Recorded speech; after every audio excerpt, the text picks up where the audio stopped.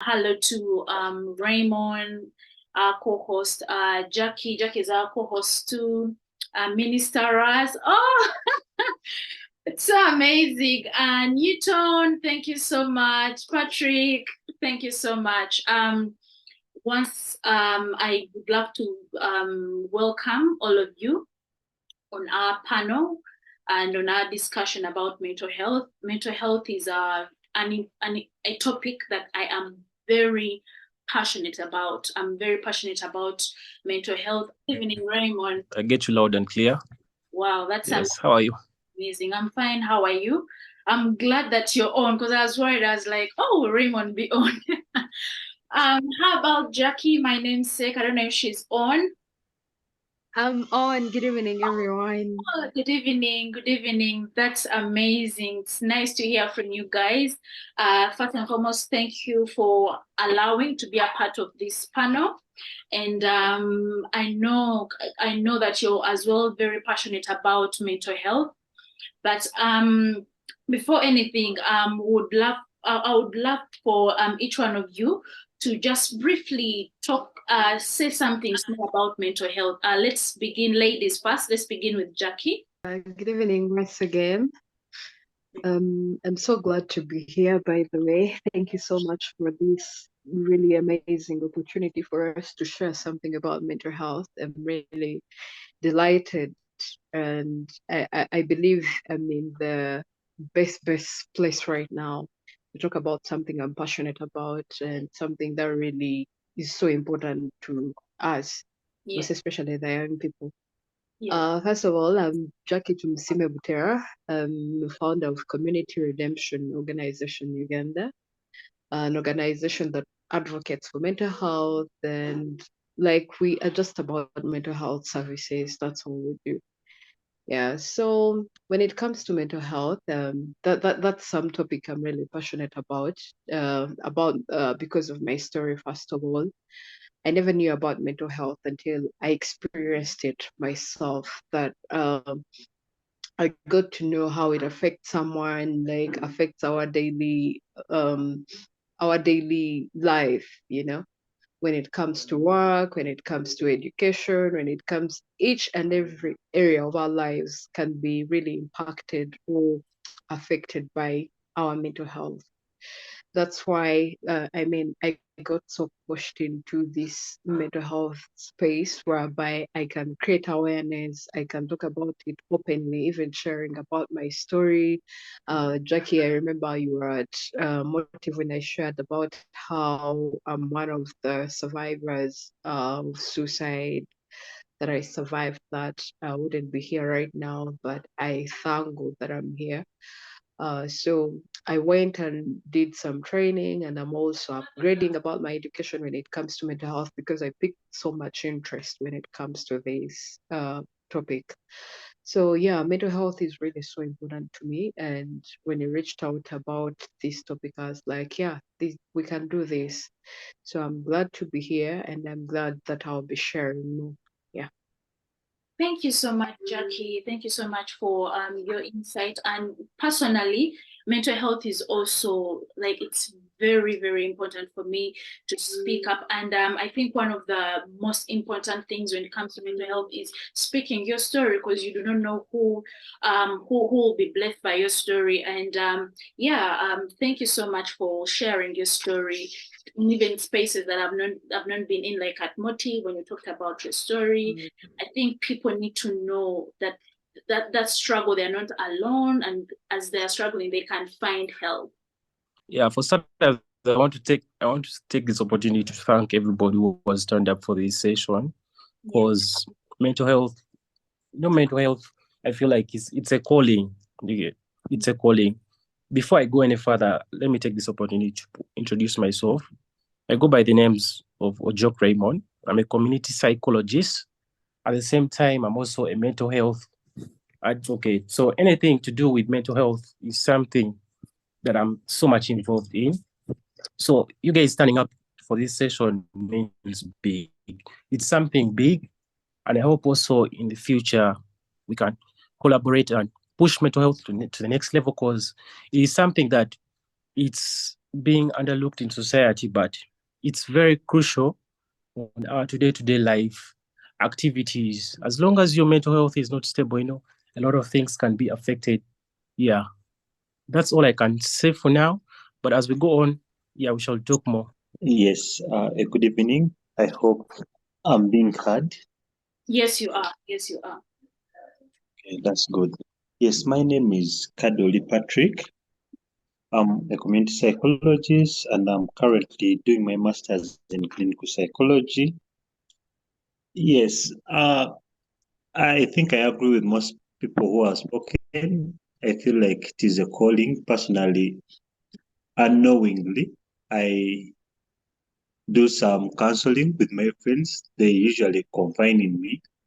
I feel I just do it with ease, even before I did the studying, I could do it. Even during the studying, I've done it. It happens to me naturally. I don't know. I thank God for that, and I feel okay doing it, and to the extent that I didn't want to do masters in clinical psychology, but I found myself there. And I'm glad that I've been invited to this session to share more knowledge and to promote mental health, because we look at it. Actually, people talk about it, but they don't act upon it. And I'm glad that we are actually acting upon it. Yes, thank you. You're welcome.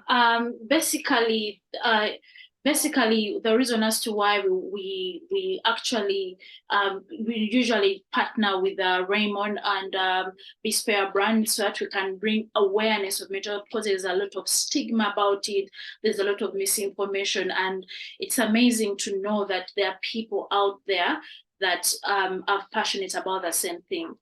I remember when we were discussing, we talked about just two topics. We talked about stress, because we wanted to look at what are the major mental health issues that are happening to the youth, especially, but also beyond the youth, the people that are working, the students, and everything. We got to realize it's stress and depression.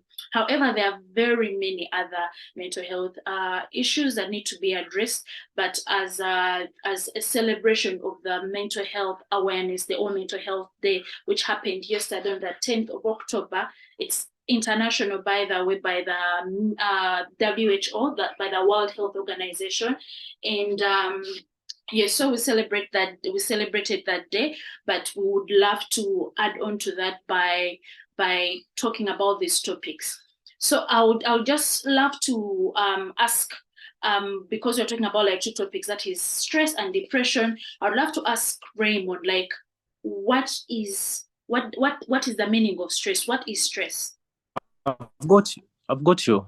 It's like a normal reaction in the body as when change occurs, resulting maybe from physical, emotional, intellectual responses. So in actual sense, stress is okay to happen, you get, because I feel like our bodies are designed to handle stress. Yeah. You get, it's part of us. Though sometimes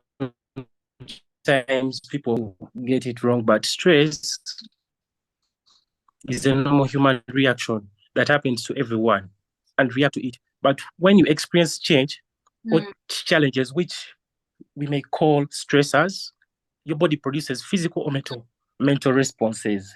Yeah. So stress responses most of the times help your body adjust to new situations. Stress can either be positive, or it can be negative, depending on what situation it is. Yeah, so stress, somebody may ask, what happens to your body during stress? Stress can happen mentally, physically, emotionally. For example, I can say the body is like an automatic. The body has an automatic nervous system that controls your heart rate, breathing, vision, all those factors. Yes. So most of the times when stress occurs, the body is also designed to adjust to it. it's something that we can call fight or flight response.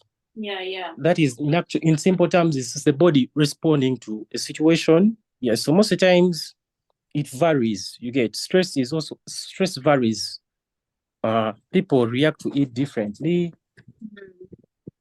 I hope you guys are getting me. Yeah, we are getting you. So so most of the times, how do we feel? For somebody out there may ask how can one find out that they're stressed or they're experiencing stress? Stress can be figured out through physical symptoms. For example, like there can be aches or body pains. You can experience a chest pain, or if exhaustion is also can be a sign of stress. There can be headache, dizziness or shaking, high blood pressure. So a lot of factors can cause stress. Okay. So like how can somebody know that they... Hi Raymond. So You're saying? I wanted to kind of like extend, because you had talked about like some of like the symptoms that bring about stress, but then how should someone wait for them to seek for help, for example, from a mental health practitioner, a psychiatrist, a psychologist? So how long should someone wait? When is it really that bad that they need help? How long should someone wait before they seek for help?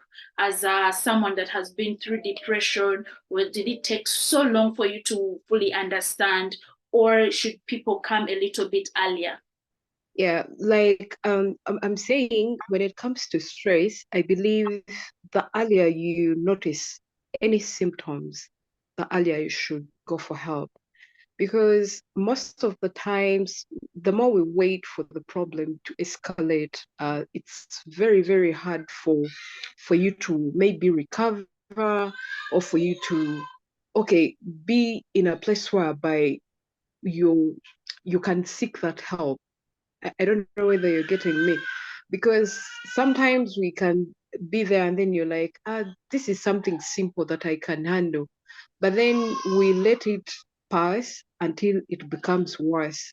So I believe the earlier you notice those symptoms, the earlier you should run to someone for help when it comes to stress, because stress can really escalate. By the way, it can really become worse.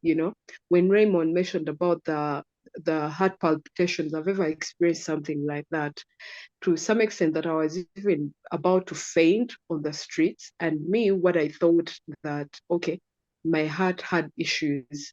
So I went to do the, is it called the HCG, like that heart checkup? I had to go for the heart checkup and all that, thinking that my heart had issues. But when it was because of the stress, it had become so worse. So I was rushed to Novik Hospital to carry out those tests, until the doctor told me, you know what, you have to go for counseling, because there is nothing wrong with your heart, but it's because of the stress that you're going through. That's why you're like that. And then he went on and explained to me that the problem, that the stress has become worse. But remember, before it became worse, I had the symptoms, but I was like, no, maybe I'm just having these heart palpitations or what, but I'll just go to the hospital, stuff like that. So when you ask about that question, let's not wait for the problem to escalate. The earlier you realize that you have some symptoms, please talk to someone, seek help, and like go for therapy, go for counseling, so that you don't wait for the problem to get worse. But then someone out there could be asking themselves, what are like the causes of stress? Because maybe they want to avoid the stress and everything. So what causes the stress to even be there to happen? I would respond that based on my personal experience. When it comes to what causes stress, it depends. You know, like stress, like Raymond defined it, it's just a response to the pressure around us, by the way. You just get to a point where you feel like you've lost control over your life, you've lost control over a certain situation. It could be a relationship, it could be education, it could be your financial status, and you feel like you've lost control because stress comes in different different of life. When it comes to some people, you can see maybe for them, they will tell you, me, I'm stressed because of my relationship. Me, I'm stressed because of my financial status. So like those is some of the things that we live by in our daily life.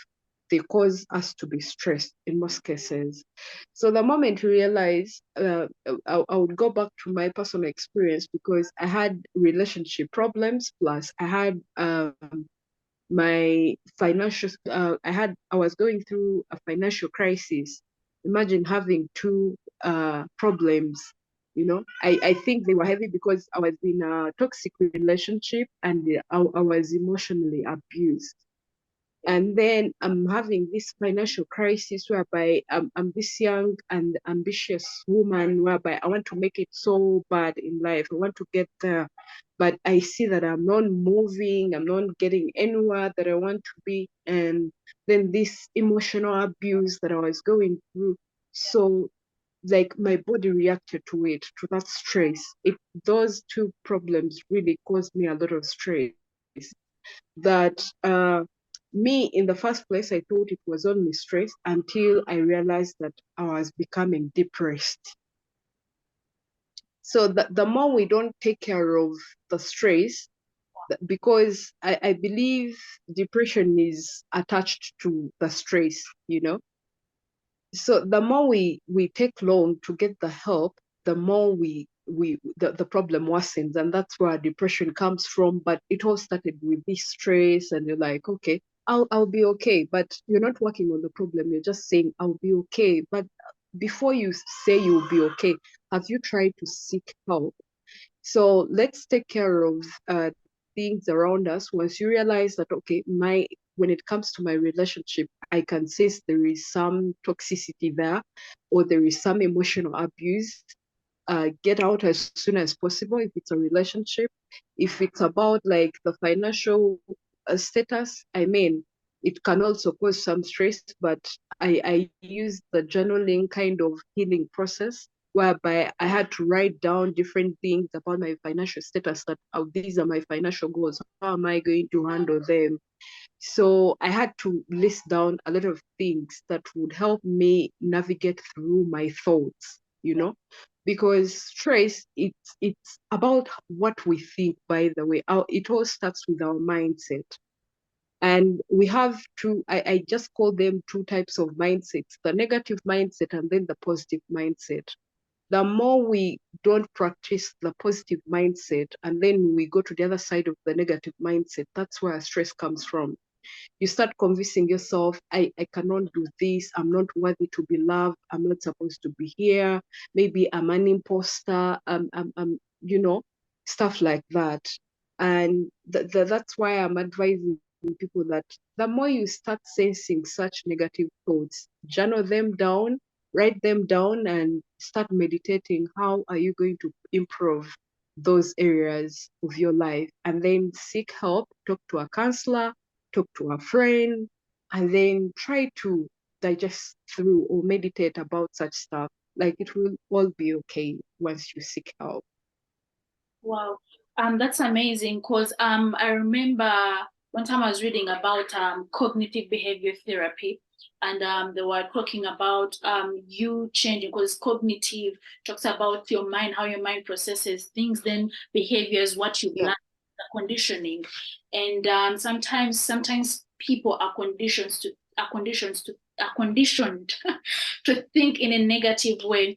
And I think we need to find ourselves whereby we condition our minds to be positive. But for them, if someone comes to you and they're into this state of they're having like this imposter syndrome, they're having like this negative thoughts in their minds, like what tip or which advice can you give to them that they can take home maybe to practice and all of those other things? Number one, I usually ask someone, how is your spiritual life? That is something that I treasure so much, because I just, like, I usually tell people that I don't care how you're going to approach even the best professional psychiatrist, therapist, counselor. I mean, your spiritual life also matters, because I always follow these three good things in life about body, mind, and spirit, something like that. Body, mind, and spirit, because our spiritual life also is so important in our lives. So the number one thing I ask someone, how is your spiritual life? How do you even like talk to your God? Because I believe God is the overall protector when it comes to to everything actually. So I always advise someone to pray, number one. Number two, I always advise someone to write down their thoughts. You know, this mind is just like, I would say, like, if you fill up, I'll just give this simple example. If you fill up your laundry basket with too much dirty stuff, and then like you just have to fill it up all the time, you will end up looking at it. And then, because me personally, I get depressed when I look at dirty stuff. I get depressed. So I realized that I have to declutter when it comes to even my room, like try to clean, try to do, because those are the things that really stress us sometimes. So I always tell people, just like the way we fill our laundry baskets, sometimes we fill our mind with the dirty stuff, dirty thoughts. So at the end of the day, try to write them down. Try to write your thoughts down. It will help you unpack your feelings, unpack your fears, unpack stuff you're afraid to talk about. That's like a conversation you're having with yourself, because it's between you and that book. Like, you're just going to be writing down how you feel, and then you will even get the solutions as soon as possible, because the more you write down that problem, the more you're going to find the solution to it. Because right now you're in a position whereby you know the problem. You're very I would say you can get the solution as soon as you know the problem. But sometimes we get lost in the process because we don't know the problem. Sometimes we're just finding solutions, but we don't know the problem. Or we know the problem, but we don't know how to find solutions. But the moment we name one of them, like either you name the problem and then you know that this is the kind of help I need. Yeah, so you just have to, I usually advise people, like, pray, number one, and also write down what you think. How do you think, like, in your daily life? Do you look at yourself as someone who isn't supposed to be here? Because of recent, I was trying to talk to a person, a young lady, who was telling me about her problem when it comes to the relationship with the dad. And then she told me how she was going through this kind of thing where she thinks she's stupid, like she doesn't matter, and she had the suicidal thoughts. So I'm glad that we were able to have a conversation, and then she was able to unpack. She told me her mind was full of that, you know, and I could really tell, because like the way I said, we fill our minds with a lot of things. Sometimes it needs to actually unpack, like, just try to relieve it from that stress, from that. Our mind also gets heavy laden, like we fill it up with a lot of stuff. So, like, let's get this habit of writing down our thoughts, how we think, how do we want our day to go. Meditate, like, if it's about childhood trauma, if it's about, I'm also saying these things, but recently when I was in Kigali, that's when I realized that one of my problems, my depression, one of the causes of my stress and depression back then, it was because of some of the family issues that I was going through. But that was through meditation. I had to sit down, meditate, remember some things about my childhood. How did it go? Like, what was it like for me to be that 3-year-old girl, that 4-year-old girl? Was I afraid of being around people? Stuff like that. But remember, even in this moment, like as a grown up, as an adult, I was being stressed and afraid of people, but I didn't know why until I had to sit down and then meditate about what I went through. So meditation helped, journaling your thoughts, prayer, and also like, seeking help. Have someone you can confide in, you know, even if it's not a friend, just get someone you can really talk to when it comes to when you hit your rock bottom. Who is your go-to person?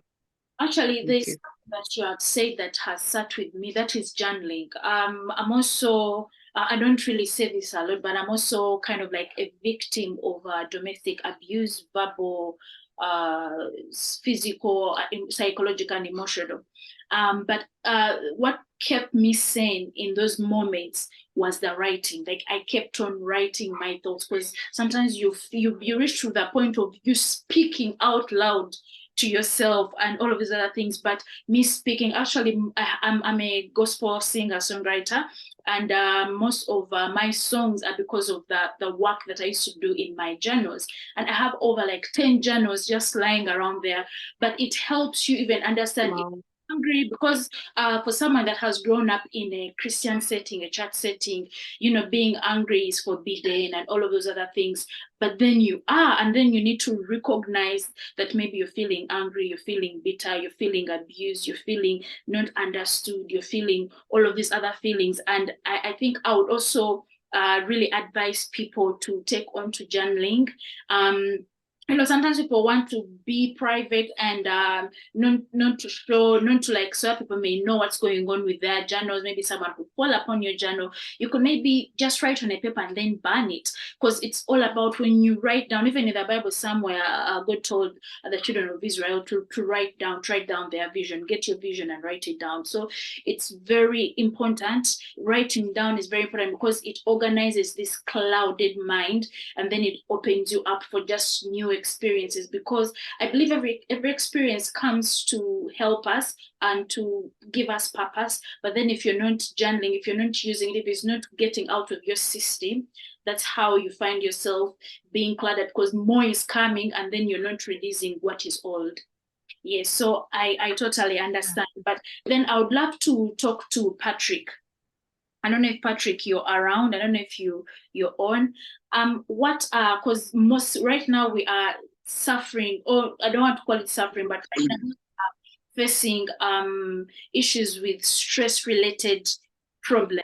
Like what are those stresses that people could look out for, whereby you're like, when I feel this way, I must be stressed? Because some people can be stressed without even knowing that they are stressed. Yes, Patrick. Yes, I like the fact that you have hinted on the point of being stressed without realizing. Yeah. Mm.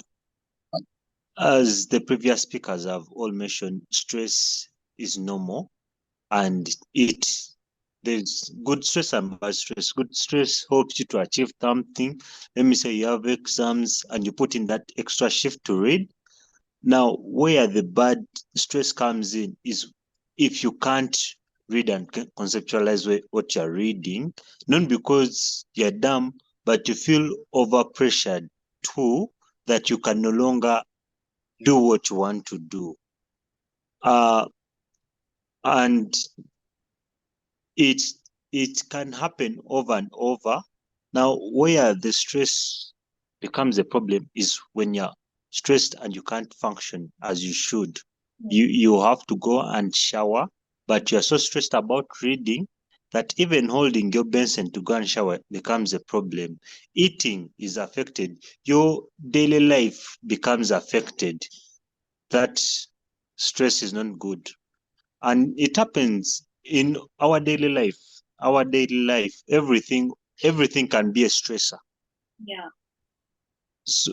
So we have to know our bodies. I think that is how we can help it ourselves, knowing our bodies, that if this happens, I feel this like when you have malaria, when you feel fever, you know that something is not right. It may not necessarily be malaria, but something is not right. So it happens with stress. If your heart is pumping from when you wake up at 8 up to 10, that can be fine. But then if it goes to midday, it goes to 4, your heart is still pumping highly, then something is not right. You need to do something about it. Okay. But generally, everything can be a stress. Okay, so what are those practices, more so in the working area? Because right now the pressure is on, like there is so much pressure, rent is high, food prices are high, like people have to work past the normal time that people used to work. They have to think harder. Now there is unemployment, but again, life has to move on at the same time. So people are working out of the non-traditional ways of working. People are working at 2 a.m. on their phones, on their laptops. But what are these practices that I think you should call out, that people should look out for, whereby they're like maybe working for maybe at the wee hours of the night, or I don't know, long hours, whatever, like which are those practices that people that you could tell people that they can reduce in order for them to live a stress and for them to have a regulated stress order? Yes. One is positive thinking. Okay. You need to think about the produce of what you're doing. I'm reading hard to get good marks. That will push me to read harder. The moment I do negative thinking of what is this? What am I? Why am I reading? The moment you begin questioning, you'll most likely end up on the other side rather than having the positive stress that is going to push you. Second is to exercise. When you exercise, you blow off the steam. The body relaxes. It puts off some energy. So you relax and you're able to think again.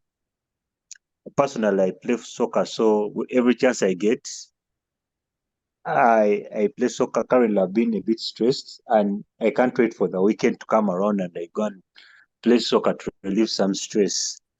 The other thing, yeah, uh, you may not necessarily be a sports person, but hanging out with friends, you need to laugh. You know, there's a way laughing helps our system actually.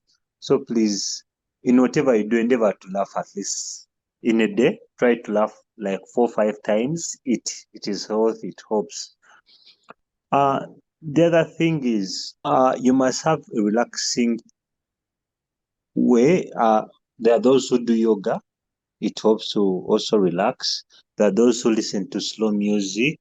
It helps you relax. You find time. You don't, by the way, you don't need a whole day to relax, no. You can just take off 10 minutes, 20 minutes, and you do something to relax. Others take a power nap. These days they call it a power nap. It's no longer a nap, it is a power nap. You lie down like for 30 minutes, the body cools down, the brain cools down, and you wake up fresh. Others take a shower. So there are numerous activities. You just, once again, you have to know yourself and what works for you. Life is full of exploring. Knowing yourself is a journey, so you need to explore. But then there are those common techniques: the exercising, the yoga, the hanging out with friends. They help you relax, and talking to a friend. I can come to you and I tell you, you know what, I'm stressed, and you help me out in a I came actually to talk and I got relief, but I even got a bonus. We found a solution. So finding a friend who you can talk to is very, very important. I keep on asking myself, like, is there any measurement to stress? Is there like any measurement whereby someone maybe could say, maybe someone for some it could be maybe the heart palpitations that you're talking about. Maybe I don't know. Is there any other pointers that you could give us whereby it gives people that cautiousness that they should be with. For example, if they're like, okay, my heart is pumping in this way, I need to really maybe relax on this and maybe get something. Let me work something with this. Like, are there those measures, like a yardstick for stress? A yardstick for stress, it can be hard to tell the fact that it is a normal body reaction. But yeah, there's a tool to measure stress, but then stress shouldn't last more than a week. The moment Of course, sometimes the stress is abnormal, it's now abnormal stress. no, sorry, 2 weeks. There it is growing into chronic stress, because chronic stress can be there for months and even a year plus for you when you're stressed. So in order for us to help ourselves not to get to the chronic stage part, I feel if something comes to a week, then we need to begin recognizing its presence. Okay. Because, yeah, today I may be stressed at work. Tomorrow I'm stressed because the report is needed on Friday. So Monday I'm stressed up to Friday. There's that possibility. But then if stress goes in 2 weeks, then it is going into chronic, and you'll find yourself in month. And the challenge is the more it grows, the less functioning you become. And you'll find yourself sometimes even losing your job. Why? You can no longer function due to the stress that you're having. And as the previous speaker said, the earlier you find it, you identify it, the better you work on it. So I believe if you recognize that it is there, that I'm stressed, and I'm stressed because of this report, but then even after the report, you're still stressed, then something needs to be checked up on. Okay, this question goes to Raymond. I'm hoping that Raymond's network is now back, but it goes to Raymond. We are in a time where obviously the stress is leading us to being really low in doing the things that we are doing. We are no longer productive as the youth. So like we are having this stigma and in quotes that we are lazy. So what could you give to probably a parent, a caretaker, or a manager of a job? Like how can they help people be more productive with as regards to them dealing with the stress of maybe working people, maybe children or something that kind? Like how do we inform people? Because sometimes they're saying that youth are lazy, but I believe it's not because they are lazy. I believe it's because they are stressed. How can we tackle that? For the issue of stress, it can be tackled in various ways. Now, let me start with the children. You see, if there's a problem that is really affecting the growth of children in this current generation of ours, is that parents really have a lot of stress. Because I don't want to make it look like parents don't want to be they are available for their kids, but due to the economic situation right now, you find a parent is doing more than 3 jobs. Is doing more than 3 jobs, and you can't blame them. But what factors bring that up? You find that the economic status is really crazy. School fees. Those of you who have like young children, you know how much kindergarten these days pay. You find a kindergarten is paying more than some university courses. So like you find this is a parent who has to pay for his 2 kindergarten kids, has to cater for those who are in primary, university. So like the economic status, like the economic situation in the country, I feel like is the biggest factor to bring up stress to mostly. A parent may want to be available for their children, but they can't give in all their services, because they need to get this. Most of the times, a parent is going to put their faith in the school where they put their children. They put all their faith in the school where they put their children, believing that those schools are going to provide counseling, they're going to look out for their children. But for starters, as parents, as the same way parents make sacrifices to make this money, I feel like it should also be the same energy, because it's very crucial for you as a parent to be available for your children when they're growing, because that is the most crucial stage of a child's development. People find parents trying to create a bond with a child when they're in adolescent stage. Like most of the times, you've already missed a lot out on your child's development. You find a parent trying to create chemistry when it's a little bit too late. Going back to the point, sorry for drifting away, but with issues of mental health, most of the times you're going to find yourself drifting far away from what you started with due to certain points. So like parents need to be available for their children. They need to understand their children, because if you put all the faith of your children developing on a school, it's not going to be effective. Be there, understand your children, listen to you. Another challenge with parents of this to give a lot of faith in what the children tell them, what the teacher, the way they sacrifice for the work and all that stuff. They should also sacrifice for their children. That will help easing on whatever, on the stress, because as a parent, if you don't have a bond with your child, there's a way it stresses you, because you'll find yourself asking yourself questions like, who is this kid? Is this child really mine? Yet in actual sense, like you gave birth to this child, but because you weren't available at a crucial stage, at the end of the day, it affects. Now back to the side of the parent. How can a parent be helped to relieve all this stress? You as a person, you need to be realistic. Sometimes we tend to be fine. We all have this desire to succeed in life. But if you become too greedy with yourself, you're not going to take care of your body. So you as a person, you also need to be disciplined. You need to set standards, and you be like, this is how I'm going to live my life. Despite the fact that I need to make this money. Like if you as a parent sets a goal and you be like, since the situation is really getting tight on me, let me make this money, start a business that will operate so that it can reduce on the pressure of maybe school fees or something of that kind. Now back to the employer, the one who is employing the parents. I feel like they should create breaks. Yeah. Any healthy working environment, you're supposed to create breaks for your employees. What do these breaks help?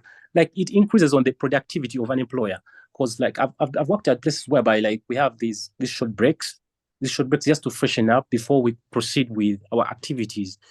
But for some people may see it as something that is not helpful, but this helps people to ease up. That time that you get with a colleague, workmates, and we just talk about something that is not related to work, it might be daily life. It helps trigger people and put them back in the right path, and most of the times that increases on the productivity of a person. And also another thing I believe an employer can do to help easing on the stress, because as Patrick had said, he said stress is something that can go on for even more than months. If it reaches the chronic stage, it can even go on beyond a year. So like if an institute can organize these events whereby you're going to find where they get to engage with people within the same field, let's say an NGO dealing in mental health organizes something with that, supporting women, and they come together and play sports and have these activities, like it helps to break down this stress, because we're different, we as people. Some people, like, they're going to realize that they're stressed after even a longer period of time. We listen to our bodies differently. So yeah, that is from the workers' side. Now I believe I've talked about like the child side. Now what I want to also talk about is the awareness. We live in a society whereby people badmouth speaking out, people badmouth somebody asking for help. But like, if you have somebody who can really listen to you and give you somebody who can listen to you and really give. So like, we as a society, we need to create awareness. We need to spread so much awareness when it comes to issues dealing with mental health, be it stress. Like, we need to create an environment where people will will feel welcome to express themselves out more. It's so sad that from the government side of it, it's not putting in much effort, because if change is to occur, most of the times it has to start from the bigger bodies. If the bigger bodies can inject in more funds to help spread this gospel, then fine and well, that hopes to isn't the work. Cause despite the effort, we all mental health advocates that are here, despite the effort that we're all putting in, trust me, I feel like it's very effective, but on a larger scale, it's not effective. So most of the times, if we can find ways of engaging with bigger bodies who can really spread out the gospel out there and create an awareness and let people know that it's right, it's okay to speak. If it's okay to speak, it's okay to request for hope. That will help easing on the burden of people. And also, as yesterday I happened to be reading some statistics. The rate of stress amongst men is so high, and one of the cultures that I feel like we need to break is that kind of saying whereby people believe a man should not, there's this saying, I'm a man, I'll be fine, but that is so wrong. So if we can create an environment whereby men also can speak out and be like, you know what, I feel like this weight is beyond my shoulders. I need to find a way. What can I do? Who can I speak to? All those factors hope is in cause. And also, I feel like our traditional cultures a bit like hold us back, like in the E.A.T, that kind of mindset. I don't know if you guys get me clear. That kind of mindset, I feel like, is holding us back. Like, we're in a society whereby they criticize such sensitive factors, like somebody should not cry, but yet most of the times when you express yourself, sometimes when people express themselves in different ways. Somebody can express themselves through speaking, through somebody listening to them, like all these other factors hope is in on the situation. Kobusinge, I don't know if I've answered your question or if I've left out anything. Always welcome to questions. Yes, you have answered the question. So you've talked of stigma when it comes to mental health. And I remember there was a certain point whereby people used to talk about when you talk about mental health, they used to think it's about you getting mad. But I think that is like the extreme cases. Which has been like years of unattended mental health problems and behaviors.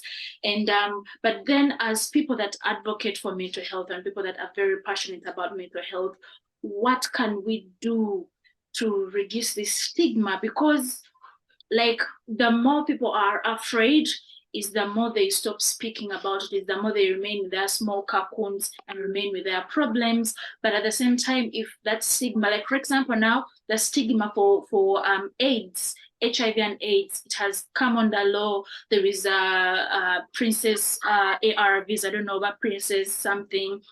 I think we need to get people that can, bring out like the real depth of the topic of mental health and everything that has to do with it. And not only even topics of like stress and depression, but also bipolar disorder, schizophrenia, like the extreme cases, like how can we as the youth, number one, and also as people that advocate for mental health and also people that are so passionate about this, how can we put forward to this? This question goes to, let me take it to Jackie.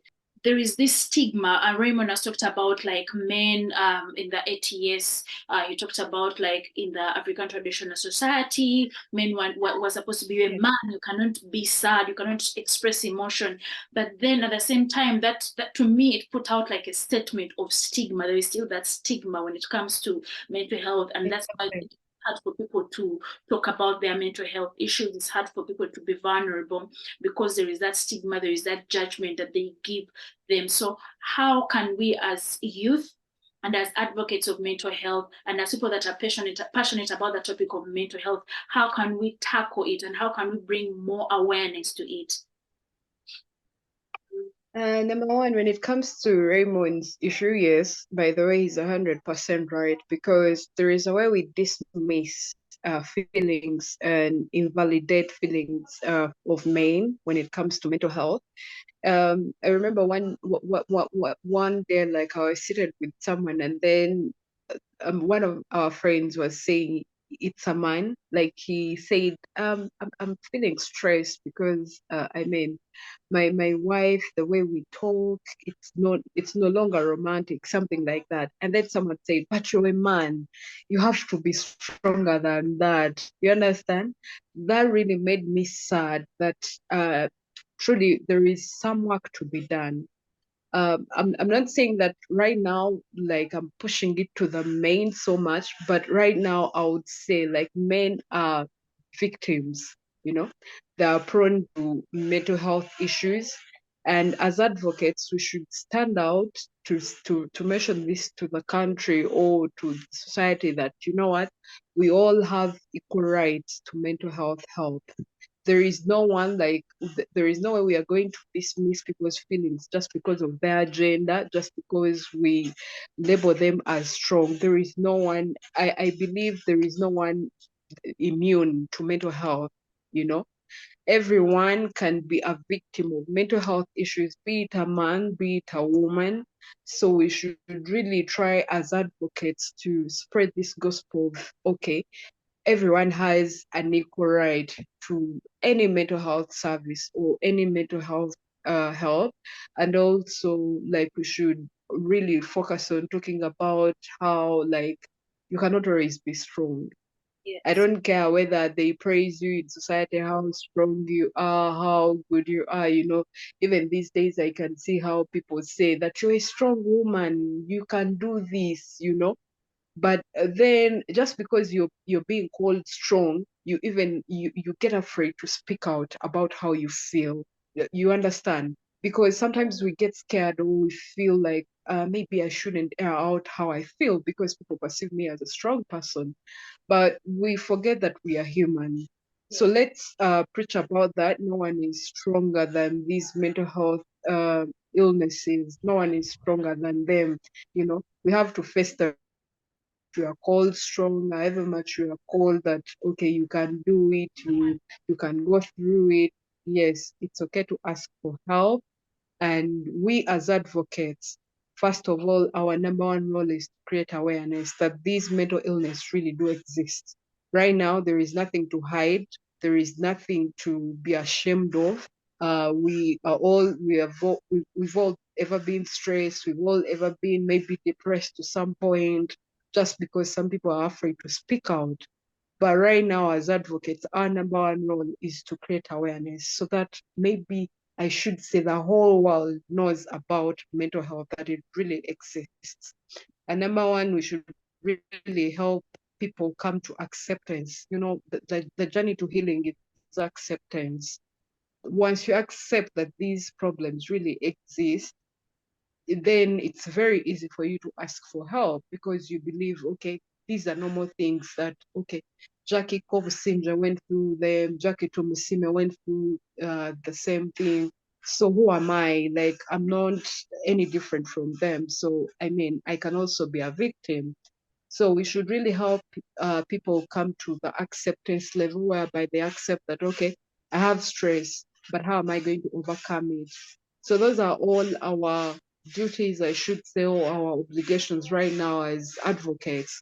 Let's try as much as we can to create awareness and help people come to the level of acceptance that, okay, these things are normal, but we can still go through them. We can overcome mental illness, we can fight together to get over them. So yeah, that's what I think as advocates, that should be our role to play in society. Yes, absolutely. Actually, I remember I was talking to a friend of mine, and then I was like I don't know. I feel I want to do so much for mental health and everything. And then she told me, like, just do the smallest that you can. That's all that you need. Talking to a neighbor, talking to a shopkeeper, talking about this to the tiniest person. And I believe, like Patrick, Raymond was saying, like we need obviously the government to make it like a huge campaign, so that we get Vizindalo somewhere. Yeah, we talk about mental health, and I believe we need that. We really do.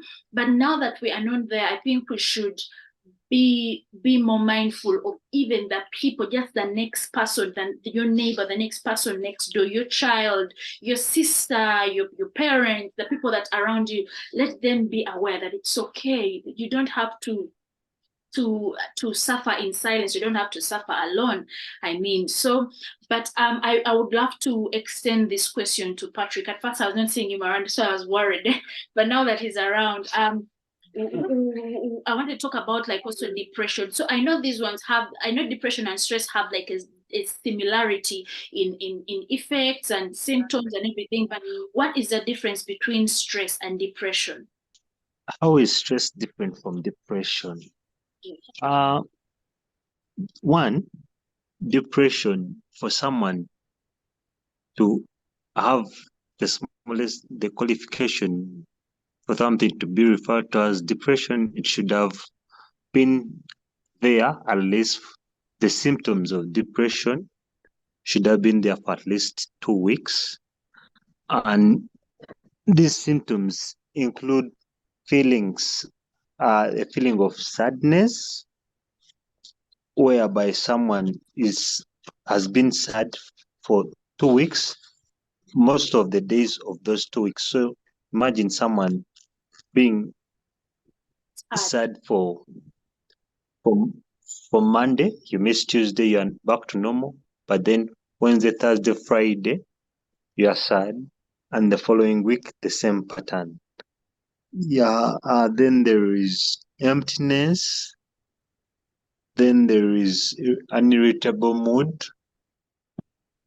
Hi, Raymond. So as we are waiting for Patrick's network to get a little bit better, what are the symptoms? And Patrick was talking about some of the things that bring about depression, and it being a feeling of sadness for a very long time. Because I understand, like usually we have these ups and downs. Life is not supposed to be all rosy and everything. Sometimes they are negative, sometimes it's positive. But then when it comes to depression, like it takes longer than usual, being in a sad state. But then what are the symptoms? And again, what is also the difference between these two disorders, or these two mental health topics, that is stress and depression? Okay, the difference between depression and stress is a reaction. You get it? Is a reaction to a situation, and depression is more of a mood disorder. Depression, like majorly, its biggest play, it deals with our moods. So going back to your question, you asked what are the symptoms of depression. Patrick had stated them, but I would love to highlight them again. Symptoms of depression can vary slightly depending on the type and range, because there is mild, there is severe. So in general, okay, these are some of the symptoms that I can state out. Like if you're worried, worriedness can cause depression, feeling hopeless. This can be common, like among us now, like young children. Young children tend to worry a lot. Most of the adolescents, they tend to be sad, so that can lead them into depression. Because for starters, depression has no age limit. Anybody can get depressed, because for it, its biggest play is moods. It's much more about our moods. So not enjoying your day-to-day activities also can make you feel depressed. Let's say you used a certain lifestyle. Let's say you're kind of person. Let's say you are a kind of party person, but you find yourself in this kind of situation whereby you go to these nights and you find it's no longer enjoyable.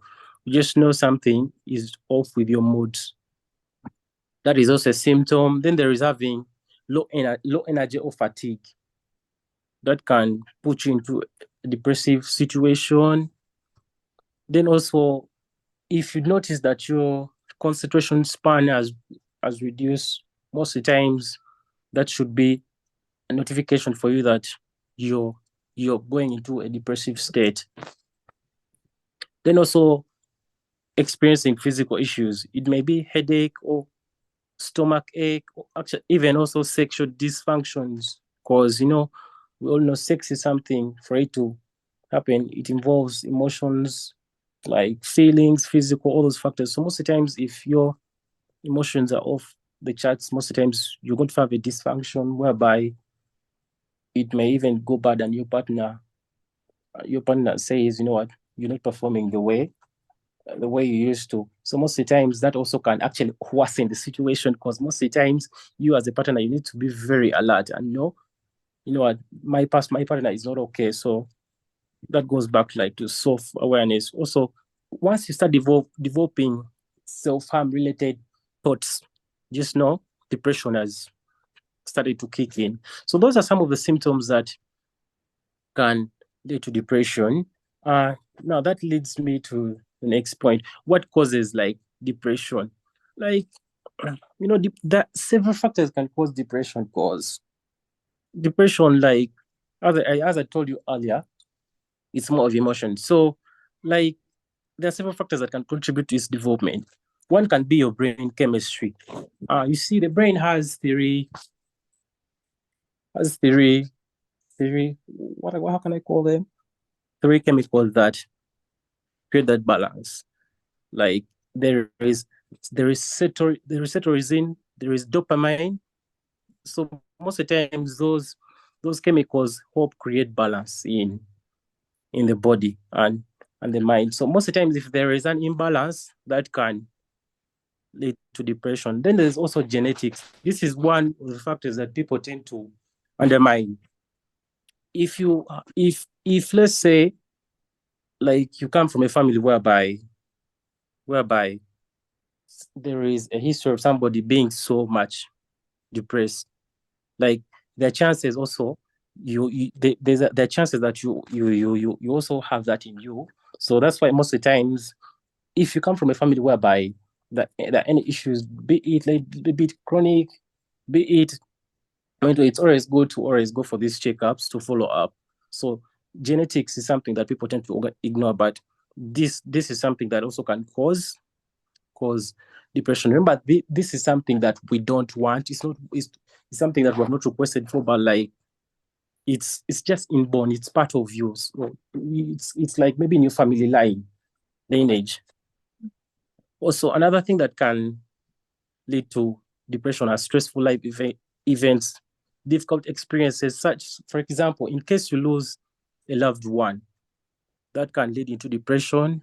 In case you experience trauma, it can be child trauma, it can be maybe from past events, like now soldiers always have a PSTD, like that can also lead into depression. Factors like divorce, isolation, lack of support, all those factors can trigger depression. Yeah. Then also another factor that triggers depression is your medical condition. Yeah, your medical condition. Some chronic whatever issues can cause depression. For example, I can give you is diabetes. We all know, at least we all know, we have heard of people who have diabetes. Like the stress that comes with diabetes, like the medication. So most of the times the medication is really heavy on the body. So that also can cause depression. That's on the medical side. Then also, some medications can cause depression. Like, let's say, and by the medication, people tend to misunderstand it. It can be positive and negative, because like when you consume alcohol, you're taking it, that's medication, it's going into your body. When you consume drugs, that is also, it's also a form of medication, it's going into your body. So all those factors can cause depression. Yeah. What can I talk about? Like, I've talked about the symptoms, what causes them, maybe how can one know that they are depressed? How can it be diagnosed? Like, shall get back first, to that later on, because hello. throw the ball back to Patrick. As he was talking about the symptoms of depression. But again, since you've talked about them as he was still working, let me first unmute him. Let me first ask him to unmute. Yeah. Patrick, are you on? Yes, I'm on. Okay, yeah. So as you were still talking about like the symptoms before the network came to disturb us, you were talking about the symptoms of depression. But now, Raymond talking about them, I got to ask myself this question: because when you talked about it being genetic, that's deep, because I'm like, if it's being genetic, so how does someone cope in life with this genetical it's not a problem with this genetic or disorder? How can they cope? What are the things they do? Should it be medication? What can be done for someone in that scenario or in that dilemma? What can they do? Therapy and medication. Patrick, are you still on? Because we're having some network issues. Okay. Let me take this to Jackie. As Patrick's network is getting better. So, Jackie, we're discussing about one of the symptoms of depression. One of the symptoms that Raymond talked about was it being genetic. That sometimes the genetics, someone can inherit someone can inherit the depressive state from bloodline. So how can we deal with this? How can we help people cope even when they're having this in a genetical kind of like makeup? Jackie? Yes, I can hear you. The network is still slow and everything, but I can hear you. I'm catching up. Oh, okay. I was saying, yeah, you were saying something and I didn't hear it well. Can you please I'm still saying, like, how can we help those people that have it genetically? How can they be helped so that they can cope up, because they need to move on with their lives, and depression sometimes slows you down. So how can they cope like normally with despite of them having depression genetically? On my personal experience, one of the things that I know about genetics and something that I got from my family issues, and this is something that really tortured me for a while. I don't know whether you can hear me. Yes, I can. We're trying. You're on and off, but Kobusinge, do you get me? Yeah, I can get you. It seems we're all having a general issue of this network. It's breaking on and off. Maybe to answer that question of the genetics part, Jackie actually was giving the answer. I think it's the network that affected her. But like, it goes back to us. You need to know your genetics, you as a person. You need to, because things to do with genetics, there is nothing much you can do about it. So it goes back to you. You need to accept. You get fine. It may be traumatizing. It may give you this bad experience because it's something that you never asked for. So like, you need to accept. Though it takes time, of course. When you reach that stage and accept, like, the best we can do, like, for issues dealing with genetics is getting medication. And what this medication actually does, it's not going to completely get rid of the problem. It's just going to slow down everything. Yeah. So for the issue of the genetics, it's about, like, it goes back to us as personal acceptance, accepting, you know what, I come from a lineage whereby people have maybe cancer or anemia or something of that kind. It's uncontrolled, but like, most times actually it traumatizes people a lot to accept that, yeah, this is this. But like, once you overcome that hurdle, there is always medication that can help you adjust your life accordingly to that situation, because there is no way it's going to get rid of the problem completely, unless maybe it's scientifically proven that this kind of medication can solve the situation. So like how, apart from medication, because which other way, like social coping, for example, like now maybe someone, like depression, some of the symptoms is withdrawing from social interactions. So how can someone who is, because we understand that mental health is a human right, we need to and the mental health that we can get. But again, we are looking at someone who's in capture or somewhere whereby this depression is not there. But again, they have to go socialize. They have to move along with their lives. Like, how can cognitively, like if you're talking about like cognitively, how can they handle being in these depressive episodes so that they can still, can go and socialize, still can go and maybe go to the farm, go to the shop somewhere, live a normal life, but at the same time, they're dealing with this depression. You get me? Yes, I can hear. We can hear. Okay. Now for that, like, most of the times, as I had said at the beginning, depression is much more about your moods. Your moods are in play here. So how does one overcome this challenge? So most of the times, like, you need to study your body and see what has changed on my routine. Like, what has affected my lifestyle? What other things am I doing that I never used to do? What like factors that I can give, like, for example, like, let's say most of the times, like, when you're experiencing depression, like, you're going to challenge issues like your sleeping routine may change. So, like, you as a person, you may ask yourself, how do I correct this? Like, you may find, like, you need to give your body more rest. Okay, because once your body is well rested, that's when it's much more productive. So, like, now for somebody who is up country, what they can do is, I believe, is also like regular exercise. Exercise helps. Quality sleep, not too little, not too much, just quality sleep. Uh, eating a healthy diet. Also, the things that we eat also have a big play on our body, because some of these foods actually trigger. Some of these foods can trigger your way of life. Yeah, it has been studied and proven, though most few people know that. But, like, the foods that we eat, again, and the foods that include all those factors of alcohol. Again, most of the times when people are stressed, they run for depressants, and alcohol is one of the depressants.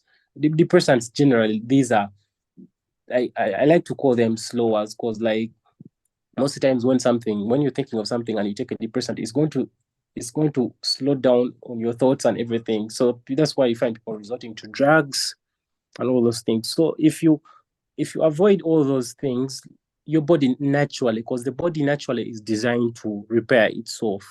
So if you do all these things, your body will heal. Also, spending time with people who care about you. When people are depressed, somebody will think that spending time with everyone can make them better.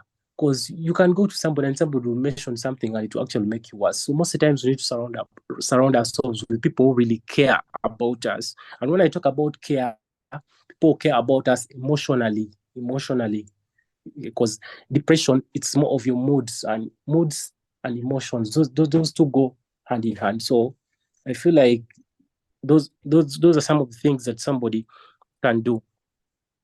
So that goes back, like, I don't know if I've left out anything, but, like, I think you've answered us. As I'd said, okay. Okay, so I do not know if, like, other panelists are still as their network is still okay, but we are going to still run through and try and see. So how, like, I got to realize that depression is more also intertwined with suicide. Most people that are depressed have suicidal thoughts. They have like this unhealthy and detachment to life. They don't care about life and everything. But how do you talk to someone that is depressed to the level of them being suicidal? Raymond, I think you'll be the first as we go to Jackie, because I'm interested to know what Jackie will say, since she has been through that episode, and also Patrick as well, as our masters in community psychology. So yes, Raymond. Sorry about that. as I was saying, as like when it comes to these factors, most of the time, like you need to make sure somebody has your trust. Because if somebody has your trust, most of the times, it's going to be easy for them to open up for you.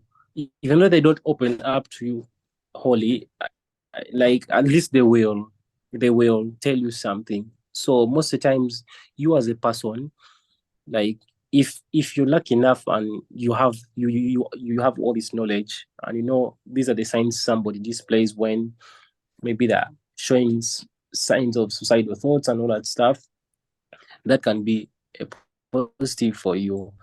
So trust is one of the of whatever facts, because like when somebody trusts you, they feel like you have confidentiality, and everything that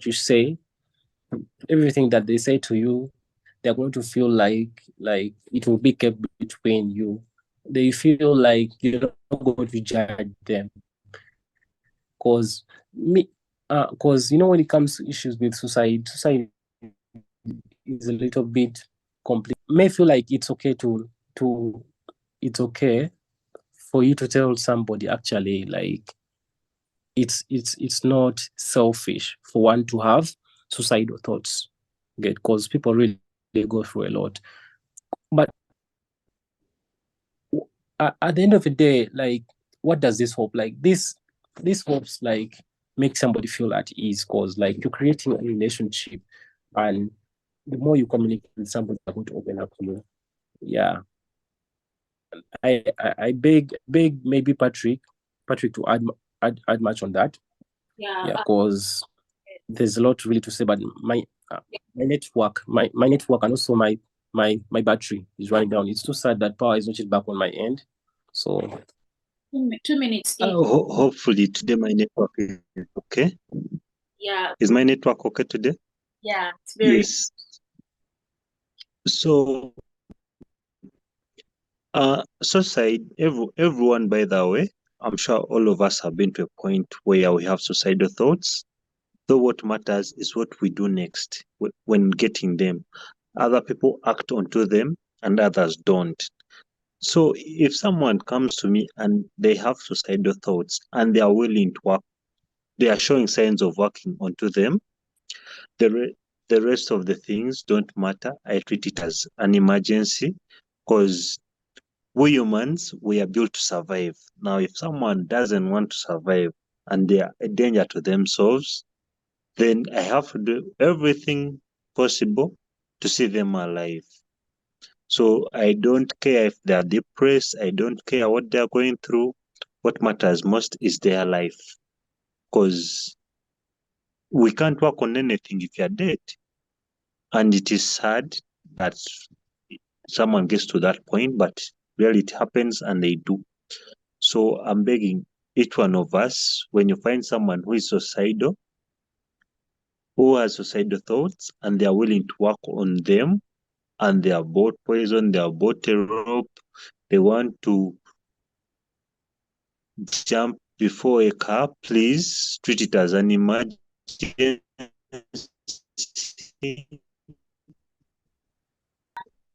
That we treat it as an emergency, and when we find someone, you talk to, or how do you communicate with someone that is going under suicide? Because depression is so connected to suicide. How do you handle the situation? How do you talk to them? How do you speak to them in just 2 minutes? My network can allow me to say this. Like when it comes to suicidal thoughts, first, like I usually tell people, don't give any advice right when it comes to someone who is suicidal. All they want, number one, I don't know if you can hear me. You're starting to get clear. Sorry, it's better like for us to first of all be listeners than advisors. Because when someone is suicidal, it's always, what they're looking for, number one, is someone to in their pain and also get down to that place of pain, deal with them. That's what someone can really need. That type of, in that moment. Understand? Like, you know, sometimes we want to tell people when they approach us with their problems, and you start with, say, okay, I've experienced that, or I've seen an experience that, or going through that. This is what you can do, stuff like that. But all that those people need is someone, first of all, listen. You know, like, get out of your happy, because for you, you're in a happy place, but he or she, they're going through some pain that is really extra. Because for someone to think of suicide, it's really painful, I should say, because I've ever been there. I know how it feels like, you know, going through this excruciating pain, but cannot do anything about it. It's about that mental torture. You tortured, you feel a lot of pain, but there is nothing to help you heal it moment. So all is someone to feel that pain with you. I don't know whether someone can understand that. Like, feel that pain with you, even in their response, that you can feel that they feel with you, they're feeling that pain with you. So I believe the number one thing is to be a listener. Don't advise right away. Don't just be like, you're going to be okay, don't panic. Because the last thing someone suicidal wants is who is panicking, because it will cause them a panic attacks too, but I believe. So it's all about, like, you being a listener. Don't judge, don't do anything. In fact, just go mute for a minute, or like for some time, let them, air out their feelings, their pain, and then you can start there by just telling them, okay, you got this, we can get help, and there is help, I promise. Like, just you being calm and letting them know that, okay, I can feel your pain with you. That's what I believe in, because I've been there. I know that I never wanted anyone to tell me, okay, I know what you're feeling right now. I've seen people go through that, so you can go through it to know. Because our pain is different. Even the way we handle our pain is really different. So don't advise someone basing on someone else's story. People really handle pain differently. So let's not compare situations, let's not compare stories. Let's just be good listeners. Then we can know which kind of help these people need. Thank you so much, Jackie. Thank you so much, Raymond. I'm seeing Patrick is no longer there, but thank you so much, Patrick. Your information, I'm sure we are going to post on YouTube, on Facebook, and Twitter, X, Instagram, and X. And I'm praying that as many eyes as possible, as many ears as possible can hear this kind of information, because our country is mental health ignorant, and I'm glad to get in contact with people that are very passionate about mental health awareness. And thank you so much for being a part of today's panel. Good night.